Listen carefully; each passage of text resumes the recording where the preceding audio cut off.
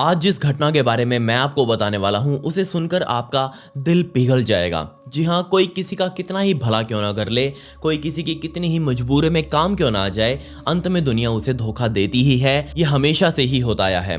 सब कुछ बताऊंगा आपको इस केस के बारे में, लेकिन उससे पहले मेरा नाम है विकी और आप देख रहे हैं मिस्टीरियस दुनिया का एक और बहुत ही कमाल का एपिसोड। आप प्लीज इस वीडियो को एक लाइक कर दें और कमेंट्स में पिक में लिख दें ताकि कल की वीडियो में मैं आपको शाउट आउट दे दूं।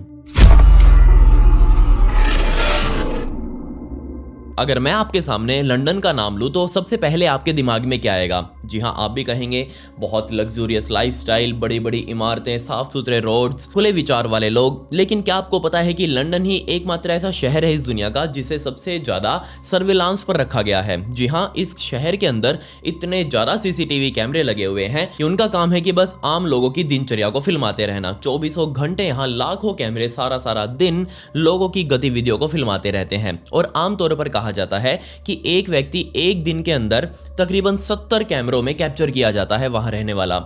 तो आप इससे अंदाजा लगा सकते हैं कि वहां अगर कुछ भी कांड ऊपर नीचे होता है तो सबसे पहले सीसीटीवी में रिकॉर्ड हो जाएगा। और सच में एक कांड रिकॉर्ड भी हुआ। 11 जून 2021 के दिन लंदन के नॉर्थ वेस्ट के एक सबब में रहने वाला डेविड क्लेन नाम का एक लड़का सुबह 7 बजे के आसपास अपने अलार्म से उठा। उसने अलार्म को बंद किया। उठते ही उसने अपनी आंखें वगैरह मसली, कपड़े वगैरह डालकर वो अपने घर में नीचे की तरफ गया। वो ध्यान रख रहा था कि वो जरा शोर ना मचाए, क्योंकि यहाँ उसकी मकान मालकिन जो थी वो नीचे सोई हुई थी। असल में उसकी मकान मालकिन का नाम था डेब्रा चोंग, जिसकी उम्र इस टाइम पर 67 इयर्स की हो चुकी थी। और ये दोनों आपस में कुछ टाइम पहले ही चर्च में मिले। इस डेविड ने बातों ही बातों में डेब्रा को बता दिया कि वो यहाँ लंदन में ही किराए पर रहता है और उसके पास खुद का कोई घर नहीं है और उसका सारा पैसा जो है वो किराए में ही निकल जाता है। अब ये बात सुनकर डेब्रा ने अपना ऑफर रख दिया कि क्यों ना तुम मेरे घर में आकर रह लो, तुम्हें इस चीज के लिए किराया देने की भी जरूरत नहीं है, बस तुम मेरे छोटे मोटे काम कर देना। वैसे तो मेरा कोई काम है नहीं, लेकिन बस हाँ, मुझे अकेला मत छोड़ना। ये बात डेविड को समझ में आ गई और वो सारा अपना तामझाम दूसरी जगह से शिफ्ट करके यहाँ ले आया। ये बातें थी कुछ सालों पहले की, जब ये डेविड इस डेब्रा के घर में शिफ्ट हुआ था। लेकिन शिफ्ट होने के बाद डेविड को ये पता चला कि जिस डेब्रा को वो जानते हुए इस घर में शिफ्ट हुआ था, लेकिन इस डेब्रा का दिल तो असल में बहुत ज्यादा बड़ा है, क्योंकि यहाँ इसके पति की मृत्यु हो चुकी थी और इसका पति वहां की एक बहुत मोटी फर्म था और इसके लिए बहुत सारा पैसा छोड़कर गया था। अब उस पैसे का इस्तेमाल करने के लिए ये डेब्रा इसी तरह डेविड जैसे लोगों को अपने घर में रहने के लिए जगह दिया करती थी। अब ये चीज जैसे ही डेविड को पता लगी तो उसको कुछ खास फर्क नहीं पड़ा। उसको लगा ठीक है, अगली का पैसा है, अगली का घर है, मुझे तो उसने रहने के लिए जगह दे दी है। अब अगर वो मुझे कुछ काम कहेगी तो मैं कर दूंगा, वरना मैं तो अपने नौकरी वगैरह पर जाता ही हूं, मुझे क्या लेना देना है। अब यहाँ डेविड तो डेली अपनी नौकरी पर जाने लगा। लेकिन तब समय आया कोविड-19 का। जी हाँ, 2020 के टाइम पर स्टार्टिंग में ही जब कोरोना स्टार्ट हो चुका था, तब यहाँ पर ये जो डेब्रा थी इस घर में रहते हुए बहुत ज्यादा परेशान रहने लगी। अब जाकर डेविड ने डेब्रा से पूछा कि हाँ जी बताओ, क्या हुआ है आपको, मैं आपकी कैसे सहायता कर सकता हूँ।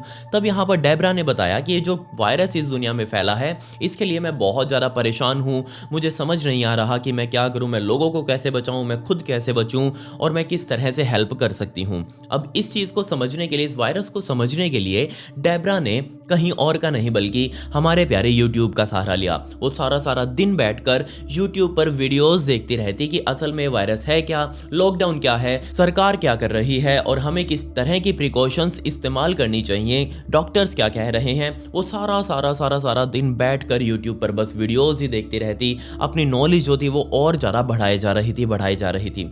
लेकिन आपको भी पता है कि हम किसी चीज़ के बारे में जितना ज़्यादा जानेंगे वो उतनी ही ज़्यादा हमारे शरीर पर भी इफेक्ट करेगी, हमारे दिमाग पर भी इफेक्ट करेगी, हमारे दिल पर भी इफेक्ट करेगी। अब बिल्कुल यही चीज़ थी जो डेब्रा के साथ भी हो रही थी। वो कोरोना वाली जो वीडियोस ये देख रही थी उससे ही यहाँ डेब्रा के दिल में बहुत ज़्यादा एंजाइटी पैदा हो गई। वो परेशान रहने लगी, इस वायरस को लेकर वो बहुत ज़्यादा डर रही थी। यहाँ पर डेब्रा का दिमाग किस तरह से पागल हो चुका था इसका अंदाजा आप यहीं से लगा लीजिए कि एक दिन कोविड-19 के टाइम पर डेविड अपना काम धंधा खत्म करके शाम के टाइम पर डेब्रा के घर पर पहुंचा। अपना बैग उसने ले जाकर साइड में रखा और जाकर डेब्रा से मिलने के लिए गया। डेब्रा को देखा उसने कि वो बीच में ही डाइनिंग टेबल पर बैठकर पता नहीं बहुत ज़ोर ज़ोर से कुछ ना कुछ लिखे जा रही है। और जब यहाँ पर डेविड ने डेब्रा से पूछा कि मैडम आप ये क्या लिख रहे हो इतनी जल्दी जल्दी, तब यहाँ पर डेब्रा ने कहा कि मैं ये लेटर्स लिख रही हूँ हमारी सरकारों के पास। जी हाँ, जो इंग्लैंड के उस टाइम पर बड़ी बड़ी सरकारों के जो पद पर तैनात थे उन लोगों को ये लेटर लिख रही थी। और जब डेविड ने पूछा कि आपको लेटर लिखने के लिए किसने कहा है, तब यहाँ पर डेब्रा ने कहा कि मैंने इनकी यूट्यूब वीडियोस देखी थी और ये मुझसे बात कर रहे थे उस टाइम पर स्क्रीन के थ्रू।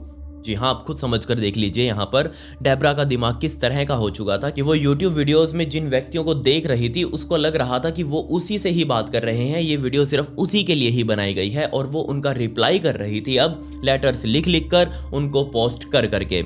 अब ये चीज़ देखकर डेविड बहुत ज़्यादा परेशान कि अब डेब्रा को कैसे समझाऊं कि ये चीज़ जो है वो असली नहीं है, आप बस अपना टाइम वेस्ट कर रहे हो। डेविड ने तुरंत यहाँ पर डॉक्टर्स को फ़ोन किया और डॉक्टर्स की एक टीम मौके पर पहुंची। और मौके पर पहुंचने के बाद डॉक्टर्स की टीम ने धक्के से ही जोर जबरदस्ती करके डेब्रा के अंदर एंटीसाइकोटिक इंजेक्शंस लगा दिए। अब बेशक एंटीसाइकोटिक इंजेक्शंस लगने के बाद डेब्रा के जो सिम्टम्स थे वो तो थोड़े डाउन हो चुके थे, लेकिन हमें पता है कि इस तरह की दवाइयों का साइड इफेक्ट भी होता है। और वो साइड इफेक्ट था कि यहाँ डेब्रा को अब भूख नहीं लग रही थी, उसको नींद नहीं आ रही थी। अब इन दोनों चीजों का कॉम्बिनेशन होने के बाद ऑब्वियसली हमारी हेल्थ गिरती है। यहाँ डेब्रा की भी हेल्थ गिरी, उसका वेट लूज होने लगा और वो किस कदर कमजोर हो चुकी थी कि उसको बाहर जाने के लिए भी अब डेविड का सहारा लेना पड़ रहा था। उसका हाथ पकड़कर वो बाहर जाती अपने आम रोजमर्रा के काम करने के लिए। अब बेशक यहाँ पर डेविड को कोई दिक्कत नहीं थी डेब्रा की मदद करने के लिए, लेकिन वो भी नौकरी वाला था। अब आपको भी पता है नौकरी वाले लोगों के पास कितना टाइम होता है, या तो वो अर्ली मॉर्निंग्स में थोड़ा बहुत टाइम निकाल सकते हैं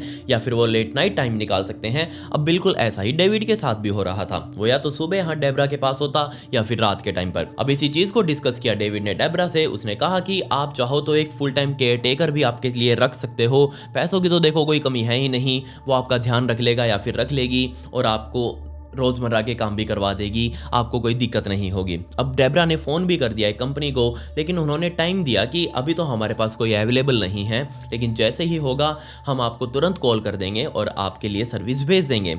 अब यहाँ पर डेविड को भी अच्छा लगा कि ठीक है कोई ना कोई केयर टेकर आ जाएगा तो उसकी टेंशन जो है वो मिट जाएगी। लेकिन अभी भी यहाँ डेविड जब सुबह सुबह ऑफिस जाता तो ऑफिस में भी उसके दिमाग में सारा दिन बस यही चलता रहता कि डेब्रा घर पर अकेली है और अकेलेपन में वो कुछ भी कर सकती है, कुछ भी अनहोनी उसके साथ हो सकती है या फिर वो किसी और के साथ कर सकती है। और बिल्कुल ऐसा ही दिन आया 11 जून का, जब वो सुबह सुबह उठा था।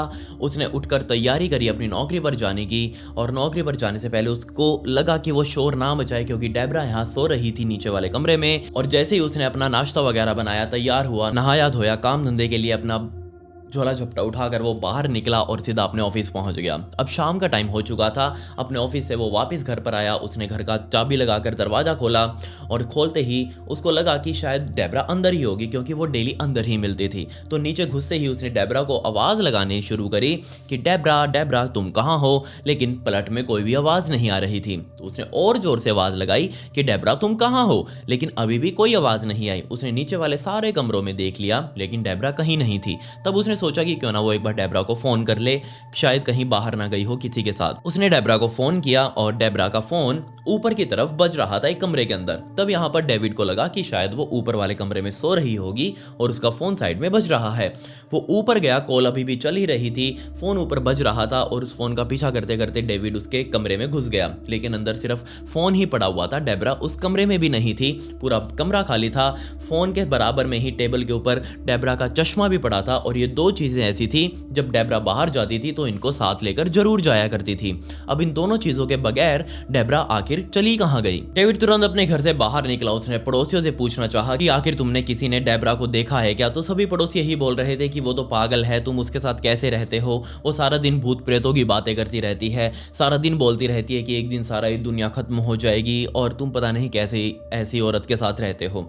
अब डेविड ने कहा कि तुम वो सब बातें छोड़ो, तुम ये बताओ कि तुमने डेब्रा को देखा या नहीं। सभी ने मना कर दिया। सभी जगह से धक्के खाने के बाद डेविड वापस अपने घर आया और उसने तुरंत अब पुलिस को फोन किया। पुलिस की गाड़ियां मौके पर पहुंची और अंदर जाकर देखना चाहा। डेविड ने सब कुछ बताया कि ऐसे ऐसे डेब्रा की हालत ये है और वो आज घर पर नहीं है। सुबह जब मैं घर से गया था तब वो घर पर ही थी, आराम से सो रही थी, लेकिन अब जब मैं नौकरी से वापस आया हूं तब वो यहाँ अपने घर पर है ही नहीं। तब पुलिस ने कहा कोई दिक्कत नहीं है, इस शहर के अंदर लाखों सीसीटीवी कैमरा लगे हुए हैं और इसी टाइम के लिए लगाए गए हैं जब कोई व्यक्ति गुम हो जाए और हमें पता चल सके कि आखिर जाने वाला गया कहां पर है। कोई दिक्कत नहीं है, हम अभी स्टेशन में जाएंगे और स्टेशन में जाते ही हम देख लेंगे कि डेबरा आखिर अपने घर से निकलकर कहाँ गई है और बाकी की सीसीटीवी फुटेज भी हम उसका पीछा करेंगे और तुम्हें बता देंगे कि आखिर डेबरा है कहाँ पर। पुलिस वाले डेविड को उसी घर में छोड़कर वापस निकल लिए और स्टेशन पहुंचे और वहां उन्होंने इस दिन से एक दिन पहले की वीडियोस को देखना शुरू किया जब यहाँ डेबरा घर के अंदर घुसती हुई दिखाई दे रही थी। डेबरा की घर के अंदर घुसती हुई की सीसीटीवी फुटेज साफ तौर पर आप अपने स्क्रीन पर अभी देख सकते हैं। लेकिन दिक्कत यहाँ ये आई पुलिस वालों के सामने और सभी के सामने कि यहाँ डेबरा इस घर के अंदर घुसते हुए पहले दिन दिखाई तो दे रही है, लेकिन अगले दिन उसको बाहर निकलते हुए भी तो दिखाई देना चाहिए, क्योंकि वो अभी तक अपने घर में थी ही नहीं। सारा घर उन्होंने छान मारा था लेकिन डेबरा घर में थी ही नहीं। तो आखिर डेबरा गई कहां पर? बाहर वो निकली नहीं, बाहर निकलती तो सीसीटीवी में कैप्चर हो जाती, अंदर वो थी नहीं, तो डेबरा आखिर कहां हवा में गायब हो गई पता नहीं। अब यहां पर पुलिस वाले वापस इस घर में आए, डेविड से पूछने लगे कि डेबरा तो घर से बाहर निकली ही नहीं, अभी तक वो घर में ही है। अच्छी तरह से दीवारों को भी ठोक ठोक कर देखा गया, हर चीज को देखा गया, फ्लोर्स को, फर्श को, ऊपर टेरेस को, दीवारों को, हर जगह देख लिया गया, लेकिन डेबरा उस घर में थी ही नहीं। बट यहाँ फुटेज भी तो नहीं थी घर से बाहर निकलते हुए की, तो आखिर डेबरा कहाँ गई? और इस सवाल का जवाब मिलते मिलते पूरा 1 महीना लग गया। और यकीन मानिए 1 महीने के बाद जो रिजल्ट निकलकर सामने आया उसने पूरे लंदन शहर को हिलाकर रख दिया। क्योंकि यहाँ पर जो वो आम सी फुटेज अभी तक देख रहे थे वो आम नहीं थी, वो बहुत बहुत ज़्यादा डिस्टर्बिंग थी। उसके पीछे का रीज़न बहुत बहुत ज़्यादा ग्रूसम था। अब आखिर यहाँ डेबरा के साथ क्या हुआ था, इस चीज़ को समझने के लिए हमें इस कहानी को थोड़ा सा पीछे लेकर जाना पड़ेगा और समझना पड़ेगा कि आखिर डेबरा थी कैसी और वो किस किस से मिलती थी। तो ये सब शुरू हुआ था डेबरा के गुम होने से तकरीबन 10 महीने पहले। जी हाँ, अगस्त 2020 में जब डेबरा एक दिन शाम के टाइम पर चर्च में गई और वहां चर्च में उसे एक 36 साल की जेमा नाम की लड़की मिली। अब दोनों के बीच में बातें हुई और यहाँ बातों ही बातों में डेबरा ने अपना सारा कुछ खोल कर रख दिया कि मैं क्या हूँ, मैं क्या करती हूँ, मेरे घर में लोग आते जाते रहते हैं, वो फ्री में रहते हैं, खाना वाना खाते हैं, और यहाँ मेरे पति की मौत हो चुकी है, उन्होंने मेरे लिए बहुत सारा पैसा छोड़ा हुआ है और मैं उसी पैसे को लोगों की भलाई में लगाती हूँ। अब ये चीज़ जैसे ही जेमा ने सुनी तो जेमा ने भी अपना रोना धोना सारा कुछ बताना शुरू कर दिया डेबरा को। अब यहाँ उसका रोना धोना सुनिएगा, वो कहीं ना कहीं तक लेजिटिमेट भी था और कहीं ना कहीं तक बकवास भी था।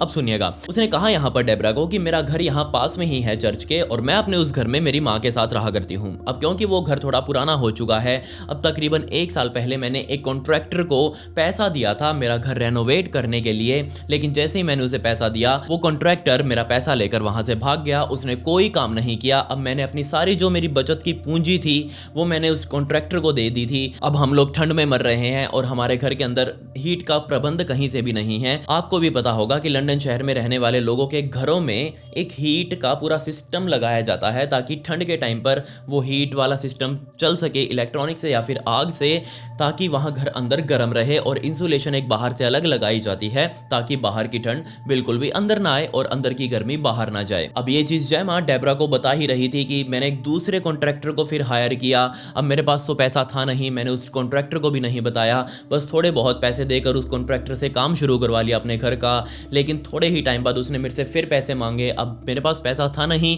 तो मैंने उसको सारी सच्चाई बता दी कि एक कॉन्ट्रैक्टर तुम्हारे जैसा ही था और वो मेरा सारा पैसा लेकर भाग गया। अब मेरे पास पैसा देने के लिए है ही नहीं, जब मेरे पास उससे पैसे आएंगे तब मैं तुमको दूंगी। लेकिन जैसे ही ये बात उस कॉन्ट्रैक्टर को पता लगी तो वो कॉन्ट्रैक्टर ने अपना काम वहीं पर बंद कर दिया और सारा तामझाम लेकर अपना वापस उस घर से बाहर निकल लिया, क्योंकि उसको यहाँ पर पैसा मिलने वाला ही नहीं था। अब हर कोई पैसे के लिए काम करता है, लेकिन अगर वही नहीं मिलेगा तो वो कॉन्ट्रैक्टर वहां क्यों रुकेगा। उस कॉन्ट्रैक्टर ने भी वहीं पर काम बंद किया, वहां से वो निकल लिया और अभी भी यहाँ उस घर के अंदर यानी कि जेमा के घर की छत में बहुत बड़ा छेद भरना बाकी था। उसकी हीट सिस्टम काम नहीं कर रही थी, उसकी इंसुलेशन दीवारों की सही से नहीं हुई थी और ठंड भी अब आने ही वाली थी। और इस ठंड के अंदर अब जेमा और जेमा की माँ अंदर मर रहे थे, लेकिन उनकी परवाह किसी ने नहीं करी। अब जैसे ही ये बात सारी जेमा ने डेबरा को बताई तो वो भी हैरान कि ऐसा कोई कैसे कर सकता है तुम्हारे साथ। कोई दिक्कत नहीं है, तुम टेंशन मत लो, मैं बाऊजी हूं, मैं तुमको पैसा दूंगी। अब बाऊजी बनकर यहाँ पर डेबरा ने 2 लाख पाउंड का ऑफर दे दिया सीधा जेमा को, और वो भी पहली बार ही मिली थी। जब ये पहली बार मिलने पर ही 2 लाख पाउंड का ऑफर सीधा जेमा को अब मिल चुका था। 2 लाख पाउंड यानी कि तकरीबन $2.5 लाख, और 2.5 लाख को अब आप 80 से गुणा कर लीजिएगा, उतने रुपए यहाँ पर अब जैमा को डेब्रा फ्री में देने वाली थी कि हाँ बस तुम अपना घर रेनोवेट करवा लो। अब ये चीज़ जैसे ही जैमा ने सुनी, वो हैरान कि ये महिला मुझे पहली बार में ही इतना पैसा क्यों दे रही है, लेकिन दे रही है तो कोई बात नहीं, मेरा घर रेनोवेट हो जाएगा। दोनों के बीच में अब इनका बहुत तगड़ा भाईचारा बन चुका था। दोनों अब अपने अपने घर जा चुकी थी उस शाम पर, लेकिन यहाँ दोनों ने आपस में एक दूसरे से फ़ोन पर टेक्स्ट मैसेजेस में चैट करनी शुरू कर दी। दोनों फ़ोन भी एक दूसरे को करती है और ये बात भी डेविड को पता लग चुकी थी कि एक नई दोस्त मिली है डेब्रा को, जैमा नाम की, लेकिन उसको कोई दिक्कत नहीं थी। ठीक है, अगर मिली है तो डेब्रा खुश रहनी चाहिए, उसे कोई दिक्कत नहीं है। अब यहाँ जैमा जो कि अपने घर में बैठकर डेब्रा से बातें करती थी, उसको पेंट के कलर्स वगैरह भेजती कि मैं कौन सा पेंट अपने घर में करवाऊँ। वो कॉन्ट्रैक्टर्स के मैसेजेस भेजती कि कॉन्ट्रैक्टर ने मुझे ये डिज़ाइन बनाने के लिए कहा है और ये ऑफर दिया है उसने। वो सारा कुछ डिस्कस कर रही थी डेब्रा से लाइन वाइज, और डेब्रा उसे सजेस्ट भी करती। डेब्रा उसे डेली अपने घर पर बुला लेती, ज़्यादा दूर घर नहीं था, और यहाँ घंटों घंटों तक दिन में वो बैठकर आपस में एक दूसरे से बातें करते, खाना पीना करते, पार्टीज वगैरह करते, और सब कुछ यहाँ पर सही चल भी रहा था। जब डेविड से पहली बार डेब्रा ने जैमा को मिलवाया तो उसने सीधे तौर पर कहा कि ये जैमा मेरी बहन है। अब हमेशा से ही डेब्रा अपनी असली जो बहन थी उसकी, वो उससे प्यार चाहती थी, उसके क्लोज रहना चाहती थी, लेकिन उसकी बहन ने ऐसा नहीं होने दिया। वो कहीं और जाकर बस गई और डेब्रा यहाँ अकेली छूट गई थी। उसको बहन का प्यार चाहिए था और वही प्यार अब उसे जैमा के अंदर दिख रहा था। अब जैमा और डेब्रा दोनों बहुत क्लोज हो चुकी थी। डेविड को उससे कोई दिक्कत नहीं थी। अब यहाँ पर सब कुछ सही चल रहा था, लेकिन कब तक चलता? बदलने वाला था सब कुछ अब, और वो इतने भयंकर तरीके से बदला जिसकी आपने उम्मीद भी नहीं करी होगी। मई 2021 का टाइम आ चुका था और ये वो टाइम था जब यहाँ इन दोनों लड़कियों को, सॉरी लड़कियों तो क्या ही बोल रहा हूं मैं, जब इन दोनों औरतों को आपस में बात करते हुए 8 महीने का टाइम बीत चुका था। अब तक इन दोनों का भाईचारा बहुत अच्छा चल रहा था, लेकिन मई 2021 में सरकार द्वारा वहां के इस तरह के लोगों को, जिनका पहला इतिहास रहा है कि वो थोड़े मेंटली अनस्टेबल हैं, अब डेब्रा का भी पहले इतिहास रहा है कि वो मेंटली अनस्टेबल थी थोड़ी सी, तो उन सभी की वापस दवाइयां दी जानी थी, उन सभी को इंजेक्शन लगाए जाने थे। और मई 2021 में भी वो टाइम आया जब यहाँ डेब्रा को पैरानॉइड स्किज़ोफ्रेनिया के इंजेक्शंस लगाए जाने थे। अब पुलिस वाले और साथ में डॉक्टर्स की टीम डेब्रा के घर पर पहुंची और उनको पकड़कर उनके हाथ में धक्के से ही वो इंजेक्शन लगा दिए गए। अब जैसे ही ये इंजेक्शन लगे तो उनका दिमाग हिल गया, वो पूरी तरह से अलग बन चुकी थी। उनको अपनी सारी याददाश्त वापस आ गई, उनको समझ आ गया था कि अब क्या सही है क्या गलत है। अब जैसी ये चीज़ उनको समझ में आई तब वो अपनी फ़ोन की तरफ देखकर सोच रही हैं कि ये जैमा आखिर है कौन, मैं इसको इतने पैसे क्यों दे रही हूँ और मैं क्यों इससे इतनी बातें कर रही हूँ। अब जैमा का भी उसी टाइम पर डेब्रा को फ़ोन आ गया कि हाय डेब्रा कैसी हो, मैं तुम्हारे घर आना चाहती हूँ। अब वो जैमा से डेब्रा पूछ रही है कि तुम हो कौन आखिर, मैं तुमसे इतनी बातें कर क्यों रही हूँ।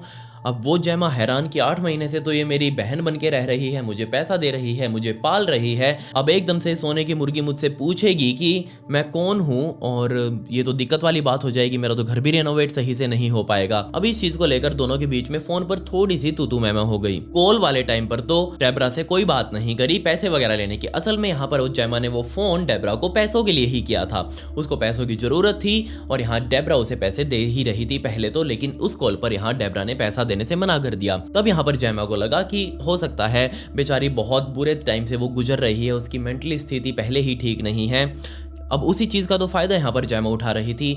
अब एकदम से अगर किसी का दिमाग वापस आ जाए तो जिसको पहले से ही काफ़ी महीनों से पैसा मिलता आ रहा हो उसको तो झटका लगेगा ही, उसको तो टेंशन हो गई ही कि अब मेरे पास पैसा कहाँ से आएगा। अब यही टेंशन जैमा को भी हो रही थी। तब रात के टाइम पर उसी दिन जैमा ने फिर से डेब्रा को फ़ोन किया और कहा कि हे दीदी, आपको पता ही होगा कि मेरे घर में रेनोवेशन का काम चल रहा है और आप मुझे उसका फ़ंड देती आ रही हैं पिछले 8 महीने से, लेकिन अभी आपने नहीं दिया है। वो कॉन्ट्रैक्टर जो है वो मुझसे पैसे मांग रहा है, आप प्लीज थोड़ा बहुत पैसा दे दीजिए। लेकिन उस कॉल पर डेब्रा ने साफ मना कर दिया कि मैं तुम्हें अब और पैसा नहीं देने वाली, तुम आखिर हो कौन, मैं अनजान को पैसा क्यों दूं, तुम तुम्हारे ऊपर हो, मैं अब 1 भी रुपया तुमको नहीं देने वाली, तुम जानो, तुम्हारी जिंदगी जाने, तुम्हारा कॉन्ट्रैक्टर जाने, मुझे इस चीज के लिए फोन मत करना। अब ये चीज सुनकर जैमा और ज्यादा हैरान कि ये महिला अभी तक मेरी बहन बन रही थी और अब ये ऐसा बिहेव कर रही है जैसे मुझे जानती ही ना हो। तब दोबारा यहाँ पर जैमा ने डेब्रा को फोन किया और कहा कि दीदी एक बार आप प्लीज दोबारा से सोच लीजिए, आप ही ने तो मुझे कहा था कि तुम काम शुरू करवाओ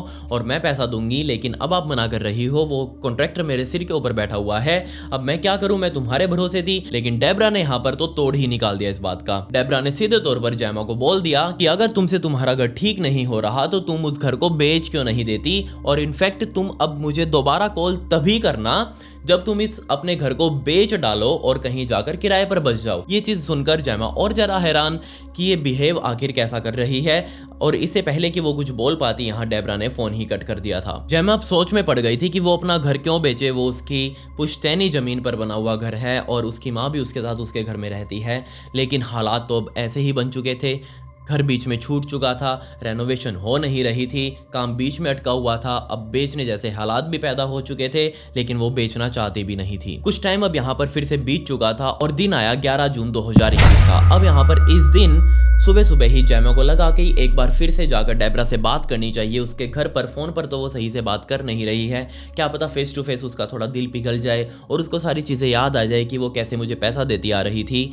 तब यहाँ पर जैमा ने सोचा कि उसके घर जाऊंगी मैं और तब जाकर उसे पैसा मांगूंगी, उसे समझाने की कोशिश करूंगी।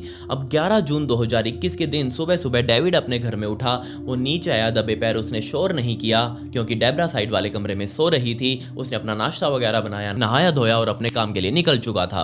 अब वो तो निकल गया, डेब्रा अब घर में अकेली है। थोड़ी ही देर बाद, यानी कि डेविड जब निकला तो उसके ही थोड़ी ही देर बाद जैमा यहाँ डेब्रा के घर पर पहुंची। उसने डोरबेल बजाई। डोरबेल सुनकर अंदर से डेब्रा उठकर आई। धीरे धीरे उसने आकर दरवाजा खोला और दरवाजा खोलकर देखा उसने कि सामने जैमा खड़ी है। अब जैमा को देखकर डेब्रा बहुत ज़्यादा हैरान कि तुम यहाँ क्या कर रही हो, तुमको कितनी बार बोल लिया कि मुझसे बात मत करो। तब यहाँ जैमा ने डेब्रा को समझाया कि दीदी शांत, मुझे आपसे कुछ ज़रूरी बात करनी है, प्लीज़ तुम मुझे घर के अंदर तो आने दो, अंदर बैठकर हम आराम से बात करते हैं।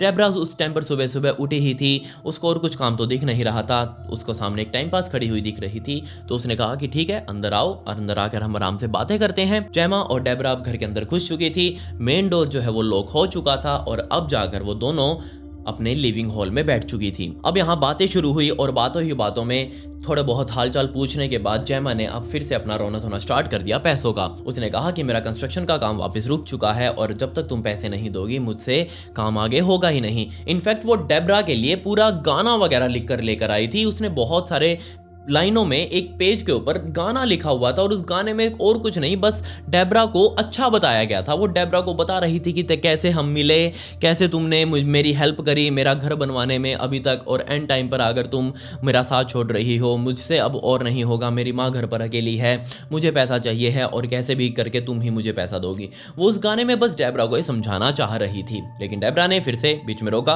कि रुक, अपना एक गाना वगैरह बंद कर और बाहर निकल यहाँ से। लेकिन बाहर निकलने के लिए उसने दरवाजा तो खोला, जैमा बाहर तो निकली, लेकिन अब डेब्रा भी उसके साथ ही थी।